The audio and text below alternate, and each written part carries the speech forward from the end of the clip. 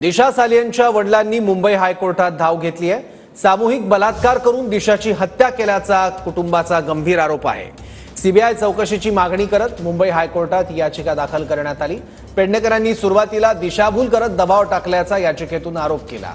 आदित्य ठाकरे, सूरज पांचोली, दिनो मोरयासह मुंबई पोलिसांवरही याचिकेतून गंभीर आरोप करण्यात आले आहेत। दिशा सालियन मृत्यू प्रकरणी नव्यानं चौकशीसाठी वडील सतीश सालियन यांनी हायकोर्टात याचिका दाखल केली आहे आणि लवकरच सुनावणी अपेक्षित आहे। दिशाचा सामूहिक बलात्कार करून निर्घृण हत्या केल्याचा आरोप आहे आणि सीबीआय चौकशीची मागणी करत मुंबई हायकोर्टात याचिका दाखल करण्यात आली आहे। या प्रकरणाचा तपास समीर वानखड्यांसारख्या प्रामाणिक अधिकाऱ्याच्या देखरेखीखाली करण्याची याचिकेतून मागणी आहे। मुंबई पोलीस आणि किशोरी पेडणेकरांनी दिशाभूल करत दबाव टाकल्याचा दिशाच्या वडिलांचा याचिकेतून आरोप आहे। नजरकैदेत ठेवत मांडलेले पुरावे खरे मानण्यास भाग पाडल्याचा दिशाच्या वडिलांचा याचिकेतून आरोप आहे।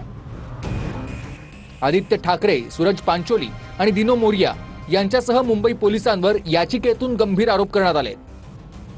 मंत्री नितेश राणे तसंच पत्रकार अर्णब गोस्वामींनी दिशाच्या मृत्यूबाबत केलेल्या आरोपात तथ्य असल्याचा याचिकेतून दावा करण्यात आला आहे।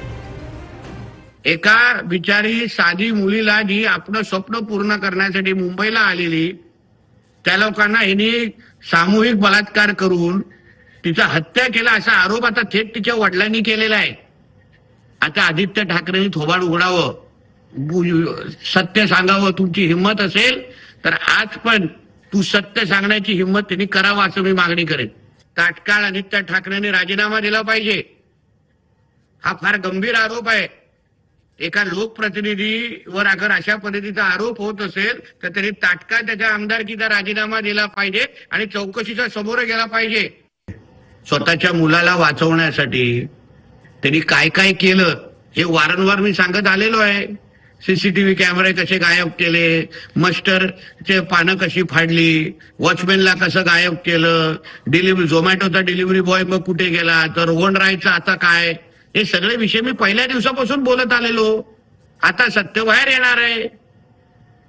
आदित्य ठाकरेंच्या हे गोऱ्या गुमटा चेहऱ्याच्या मागे कोण मोठा एक बलात्कारी लपलेला आहे ना, आता जनतेला कळणार आहे आणि हा विषय इथपर्यंत थांबणार नाहीये।